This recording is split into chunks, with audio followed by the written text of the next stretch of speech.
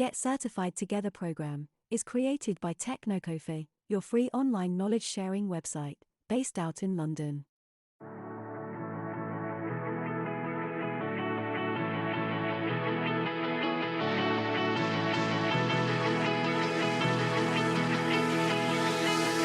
Just my last attempt in terms of like practicing anything around the exam was that I should be taking those two practice tests, which is in the book. Then of course I have to write the answer in a paper, and it will not give me a nice desktop view. But because the questions are in the book and I have to write answers in a different sheet and then compare the answers with what the answers are given in the book, I was not able to finish both of them just before the exam because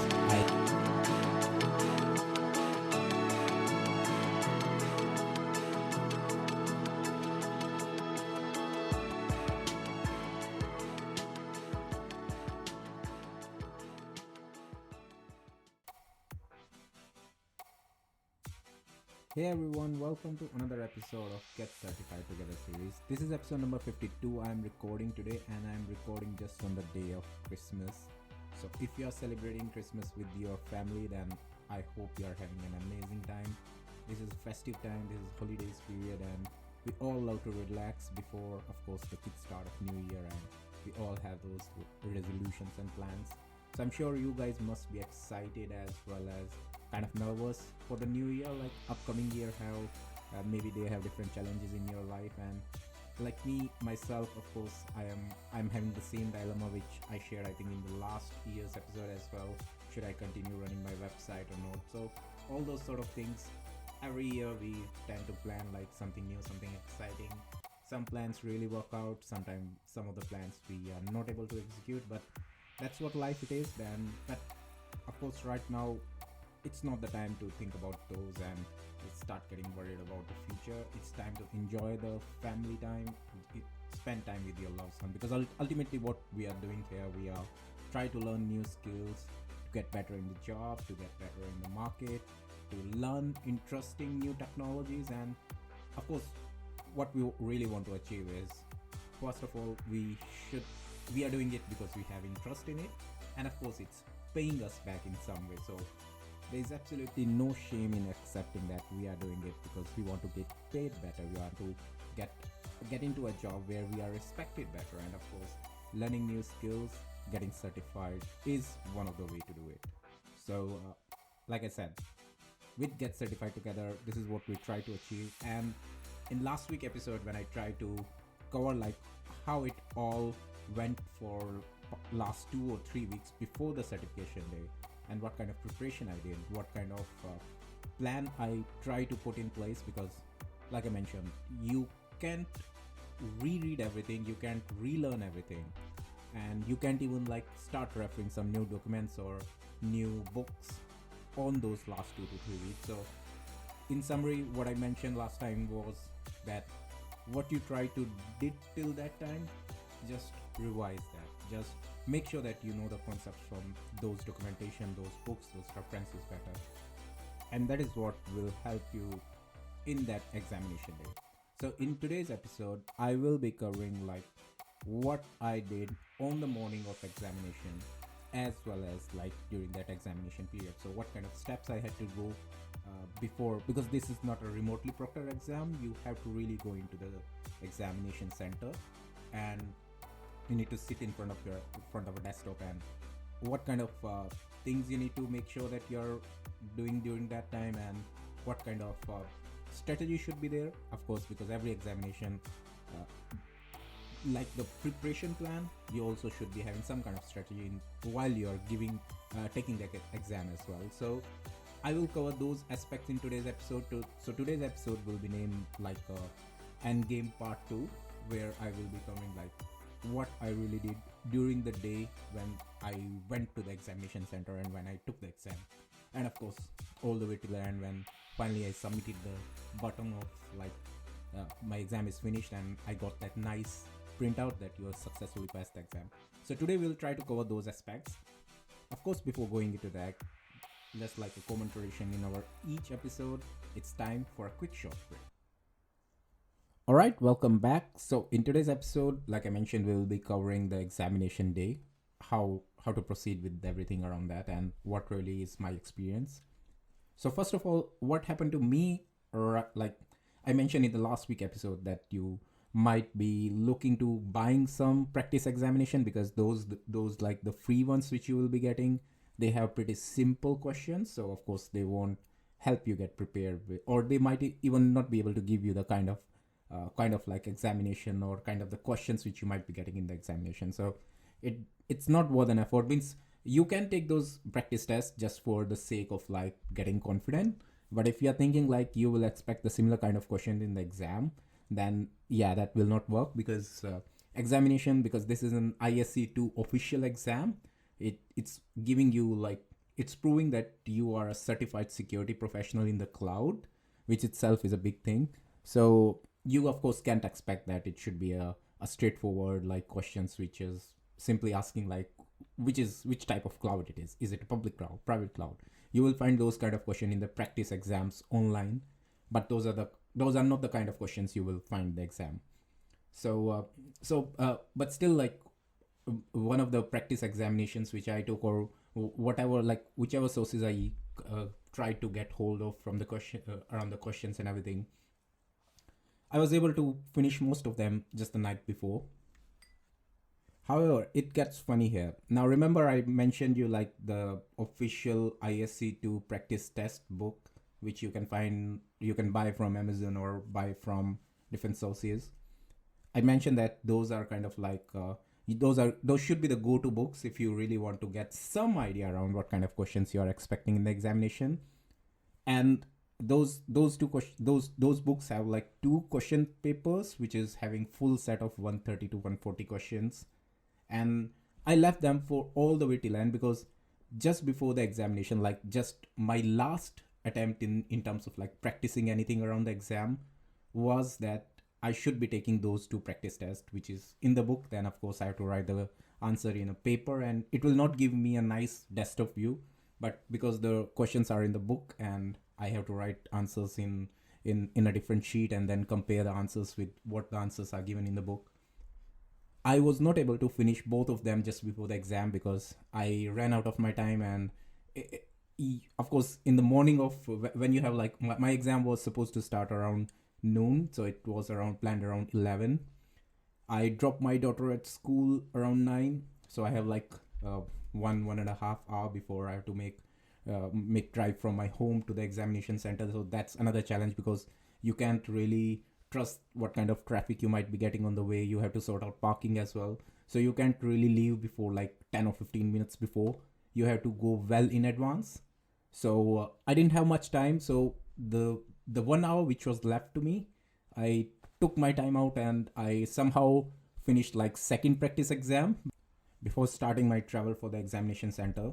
So I reach examination center around like 5 minutes before the examination, and before my official like scheduled time of for which around I had to arrive there.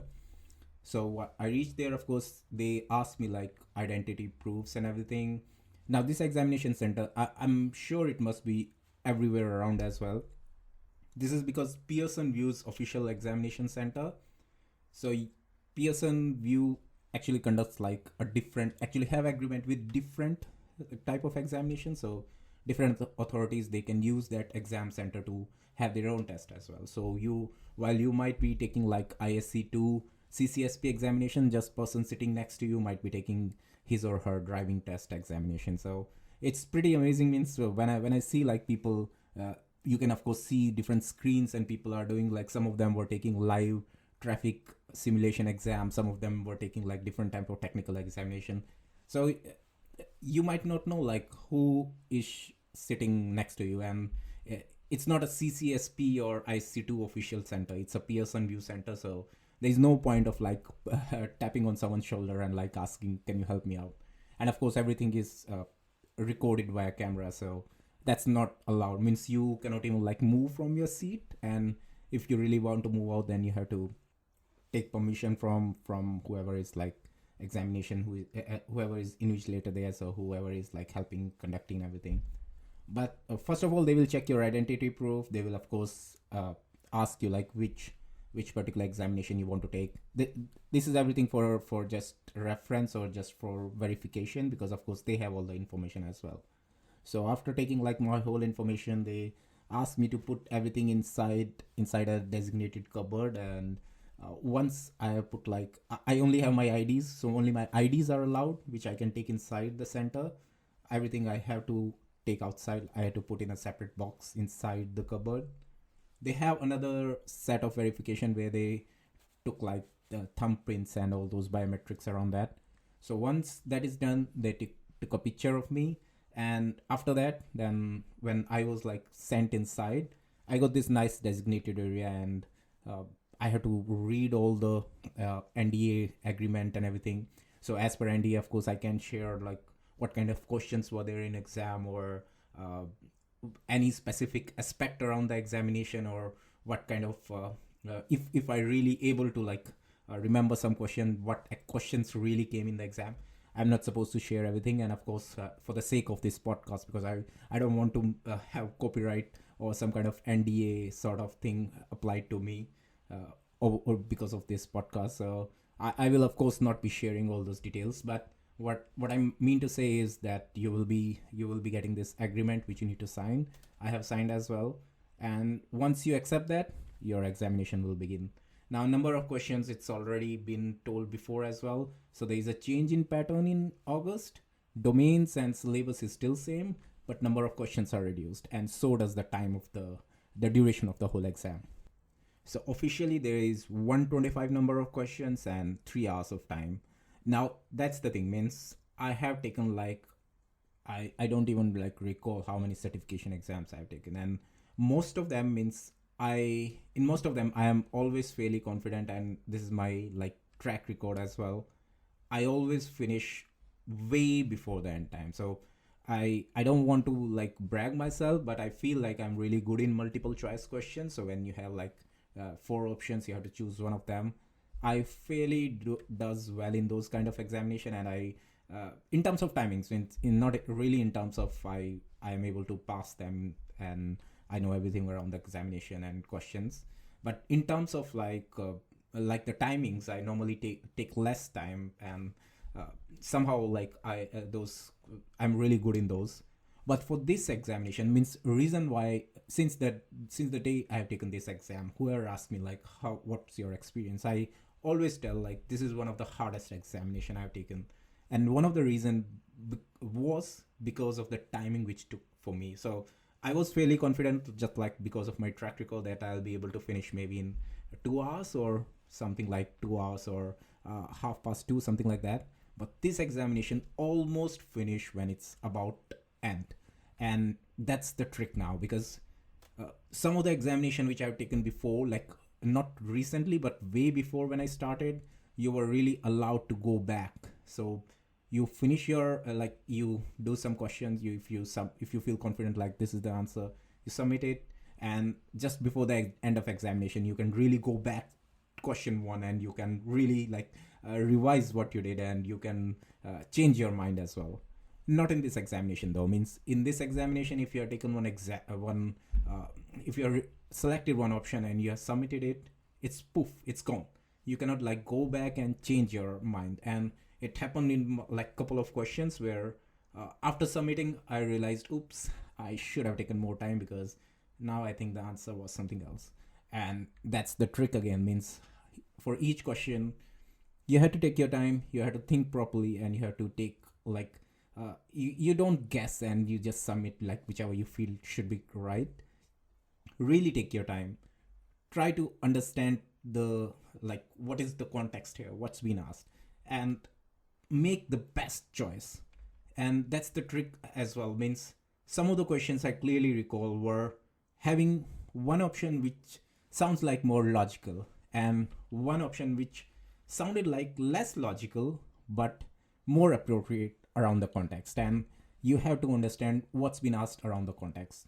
Don't think about like, oh, this term looks fancy, or this term looks more technical, so this should be answer. It's not like that. Try to understand what option fits your context of the question, and that's the whole key. And when I say like understanding the context, means you really take time to read the question like more than couple of times. You might have to read it 3 times or 4 times.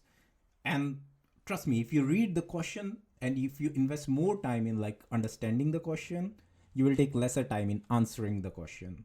But if you like have a thorough reading, then you try to like correlate with the options and try to have those old way of hit and trial, or just like exclude one out and go for the best option. Like uh, I forgot what there's some official term around that, like uh, termination, or choosing the best option, something like that. But exclusion or something. Yeah, so don't do like that. Please read the question properly first. Once you have read it, then try to answer the question. So it will really help you not only getting the right answer, but of course getting the right answer in lesser time as well. So what happened to me initially was I was in that mindset like I can do it quickly. So my initial tendency was because, yeah, like I mentioned, track record, like fairly confident I can finish it up in 2 hours. So some of the initial question I started like quickly read the question and then try to go to the answers, and because I want to go submit the correct one, get the correct one, and go into the next one. So that was my initial thought process for like the 3 or 4 questions. Slowly I realized that I'm wasting more time because I am reading, having one go in question, trying to select answer. Of course, I cannot get in the first go.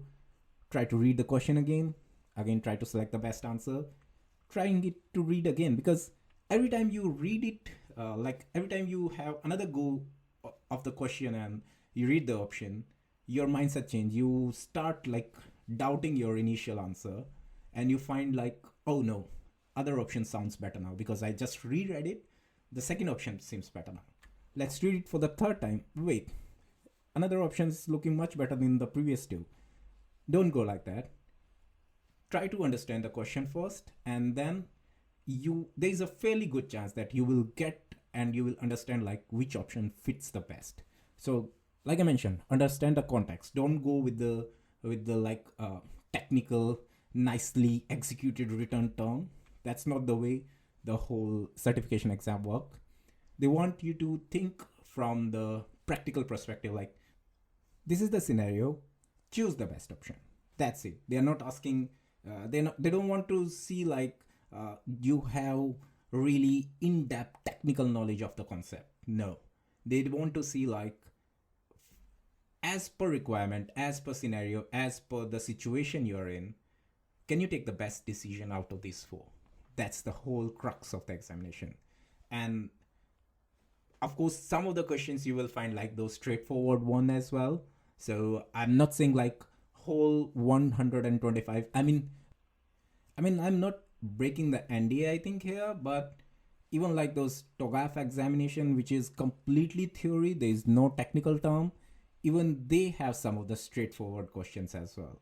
So expecting that your whole 125 questions, or even any examination you go for, expecting that they have created the whole set with the scenario based question is actually too much on the candidate. So that's why, from my personal experience, not only with this CCSP examination, but with our other certification exams as well, you always get some kind of like straightforward question, but they are really minimal, and you can't really go in the examination thinking like, oh, I might be getting like 50% of the straightforward ones.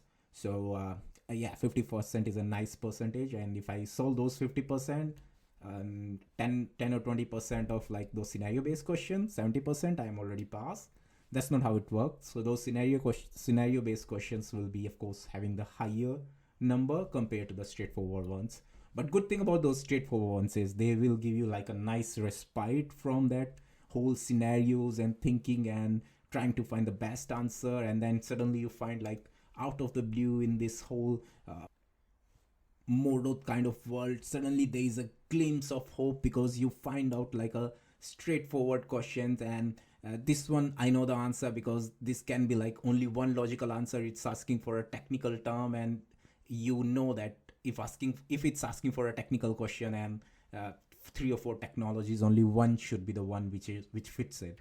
So you will find those questions as well. You will find those kind of questions in all the examinations. So I'm not taking any sort of like I'm not leaking or I'm not telling any breaking NDA like I mentioned. This is not with CCSP. This is with TOGAF as well. This is with AWS examinations as well. You will find those kind of question, and of course it makes sense as well, because you really want to know like the candidate who is taking the examination, does he know like everything around the scenarios, everything around the different situation. But of course they must be having some idea about the technical side as well, right? So you will find those kind of questions. So there is no brainer in that, and I'm not breaking your hopes that saying like all 125 will be scenario based. I'm also not raising your hopes that you will find a lot of them, because you have to be prepared for both kind of questions. So that's what I really want to say. And that ISC2 book which I mentioned, which have practice questions, you also will find a mix of both. So it's not something I'm making it up, or it's not something I'm sharing it with the kind of exam which I gave. It's written officially in the practice exam which ISC2 publishes. Another strategy which I used to follow a lot, but lately I'm not doing it because it really doesn't make sense now with the change in the way that exam is conducted. So remember I mentioned like in those good old days when I used to take exam, I can actually go back to the question one and can like refer and can confirm like whether I have done the right one, or can I change the option, or can I tweak anything. So I normally used to write down in a separate sheet. So normally in the PSN View examination center as well, they will give you a nice plastic kind of sheet and a marker.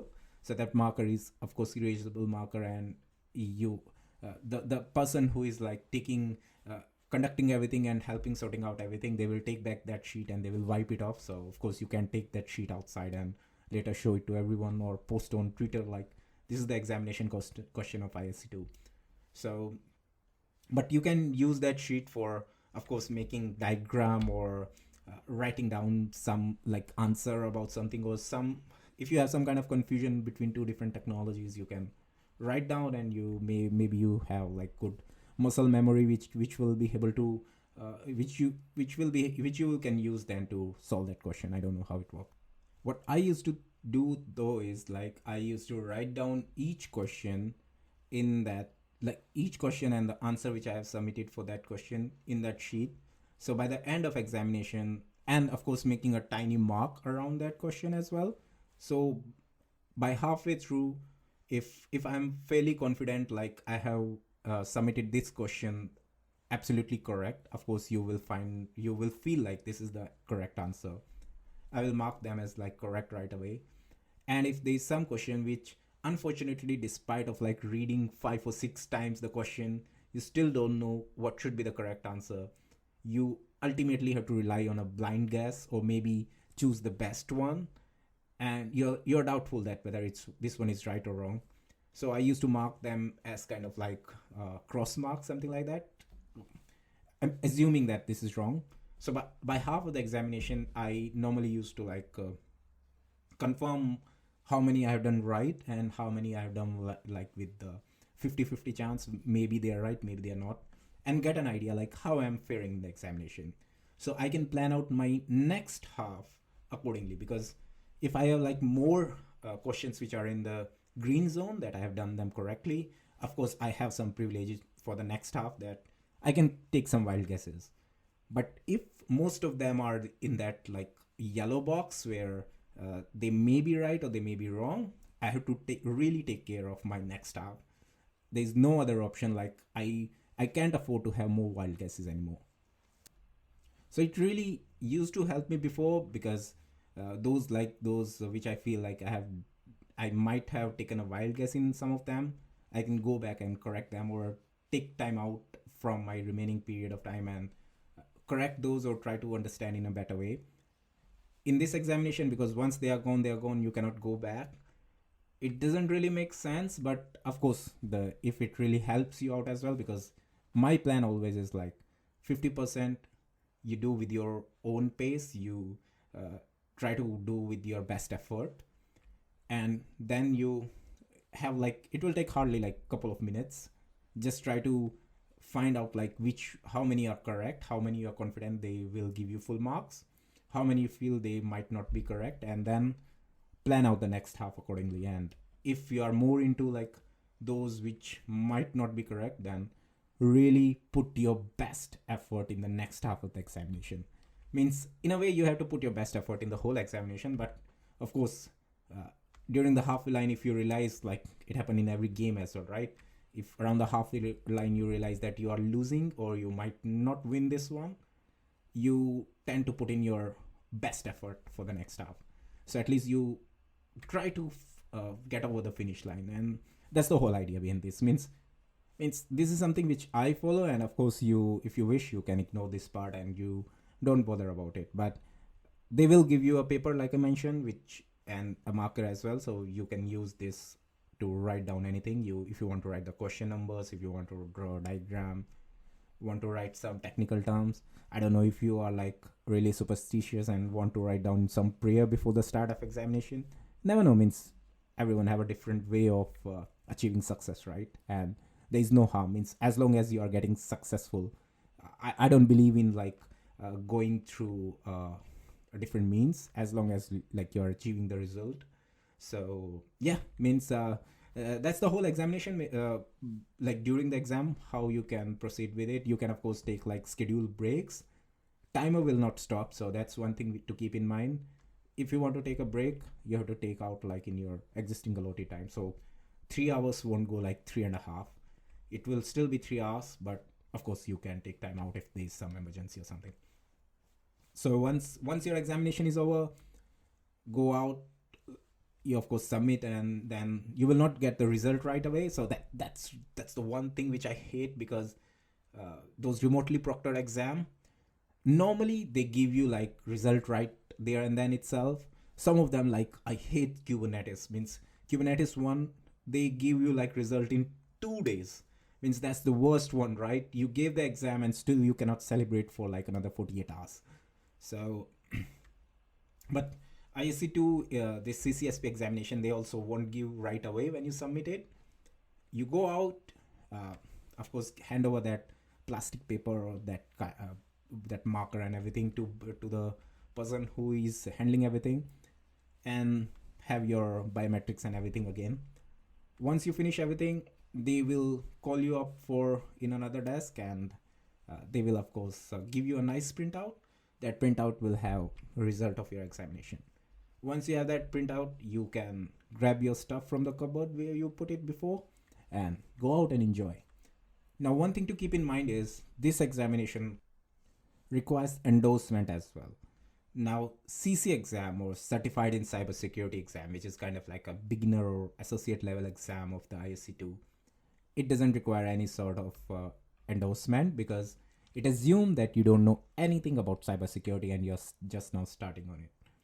But CCSP actually assumes that you have some idea about the cloud, you have some idea about the info security, and by some idea I mean you have like whole 5 years worth of idea. So from where you get that endorsement? You can either get endorsement from someone you know, someone you have, something you have. No, it's not multi-factor authentication.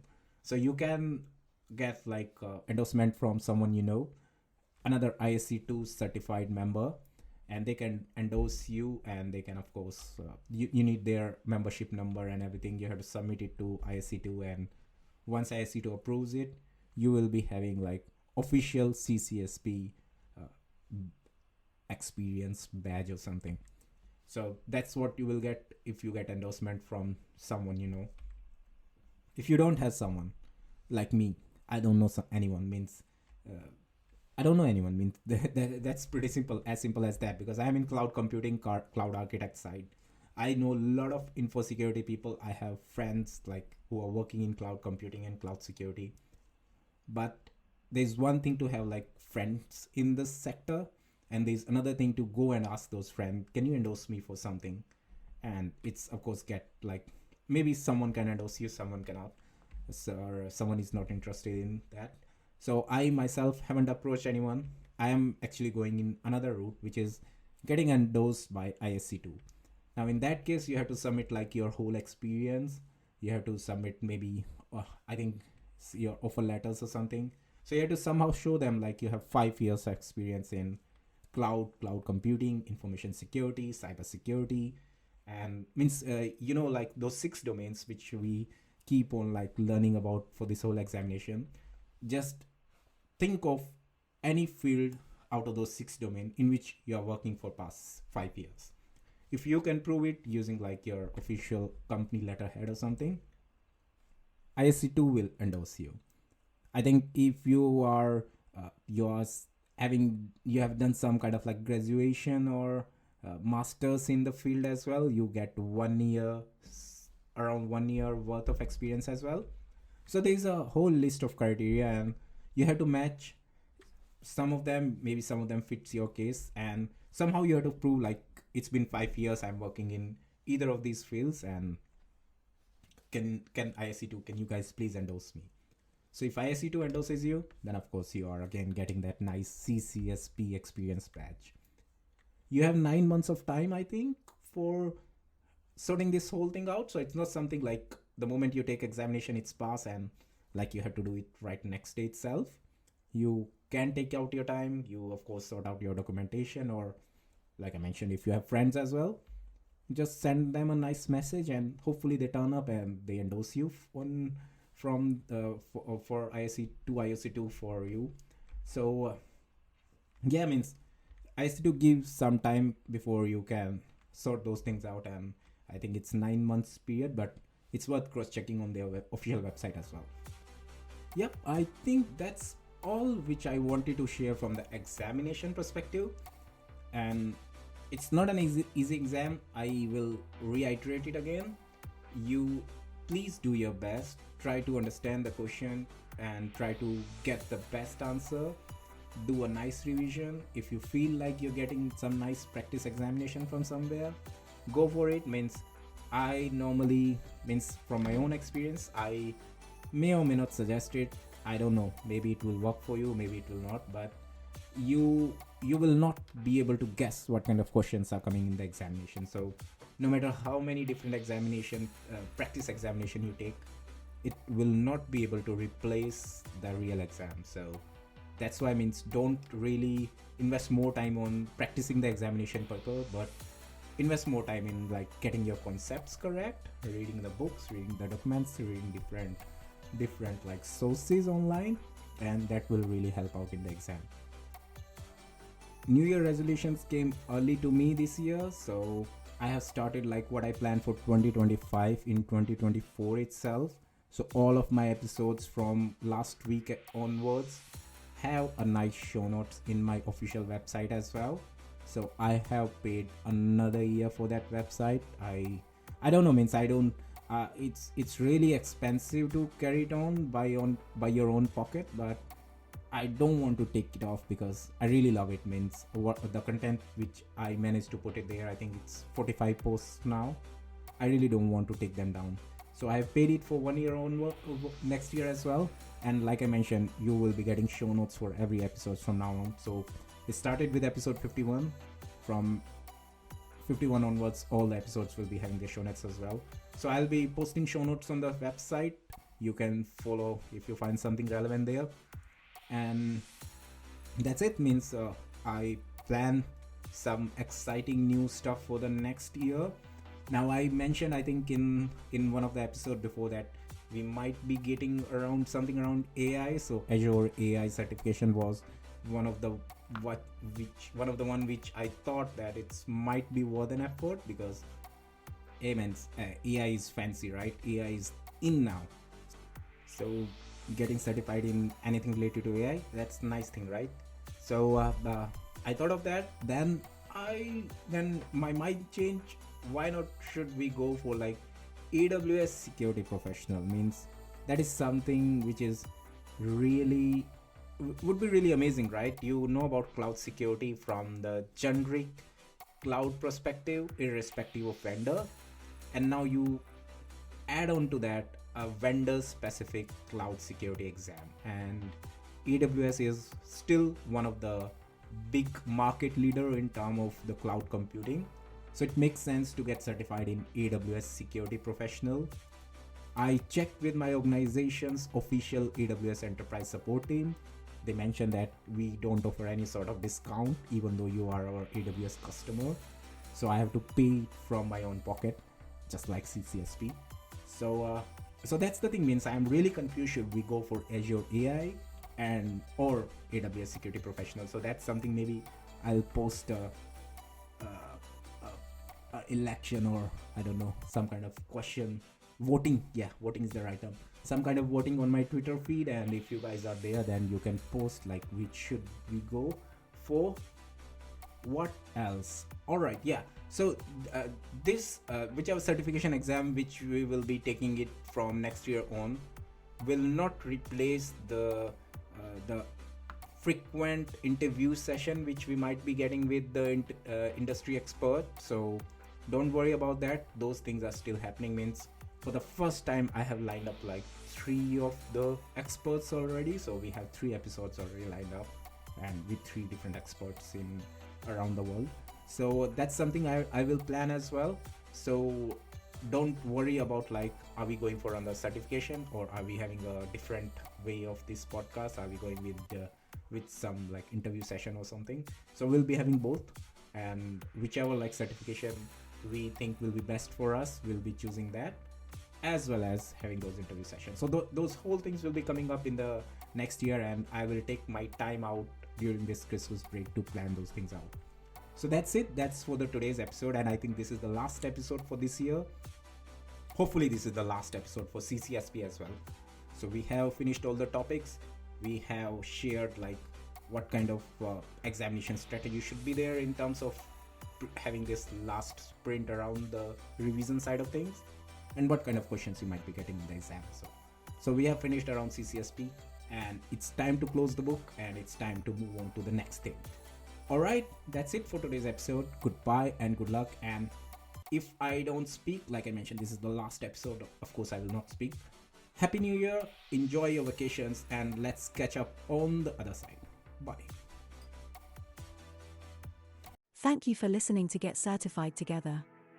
If you loved our content, then please like and subscribe from your favorite podcast platform so you don't miss the notification for our next episodes and announcements.